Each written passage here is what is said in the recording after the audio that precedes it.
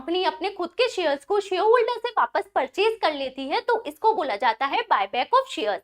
Let's suppose किसी share holder के पास 1000 shares है 10 रुपीज वाले, कंपनी इसको 50 रुपीज पर शेयर से बायबैक कर लेती है। तो यहाँ शेयर होल्डर के हैंड्स में शेयर्स की सेलिंग प्राइस हो जाती है 50,000, कॉस्ट ऑफ एक्विजिशन हो जाती है 10,000 एंड 40,000 रुपीज का हो जाता है प्रॉफिट। बजट 2024 से पहले ये प्रॉफिट शेयर होल्डर्स के हैंड्स में एग्जेम्प्ट हुआ करता था। बजट 2024 ने अमेंडमेंट की जिसके अकॉर्डिंग 50,000 रुपीज शेयर होल्डर्स की डिविडेंड इनकम माने जाने लगी और 10,000 रुपीज कैपिटल लॉस जिसको वो कैपिटल गेन से सेट ऑफ कर सकते थे। ये अमेंडमेंट थोड़ी इलॉजिकल थी जिसको रेक्टिफाई किया बजट 2026 ने।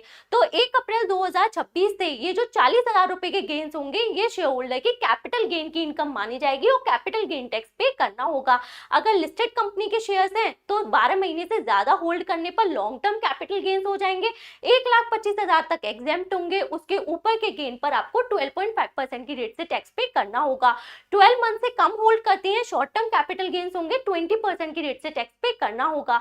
बट अगर अनलिस्टेड कंपनी के शेयर्स हैं तो 24 मंथ्स बाद लॉन्ग टर्म कैपिटल गेन्स होंगे जिस पर फ्लैट 12.5% की रेट से टैक्स पे करना होगा एंड 24 मंथ से पहले शॉर्ट टर्म कैपिटल गेन्स होंगे जिस पर स्लैब रेट से टैक्स पे करना होगा। अगर बायबैक प्रमोटर्स से किया जाता है तो इस केस में प्रमोटर्स को बायबैक पर एक्स्ट्रा टैक्स पे करना होता है।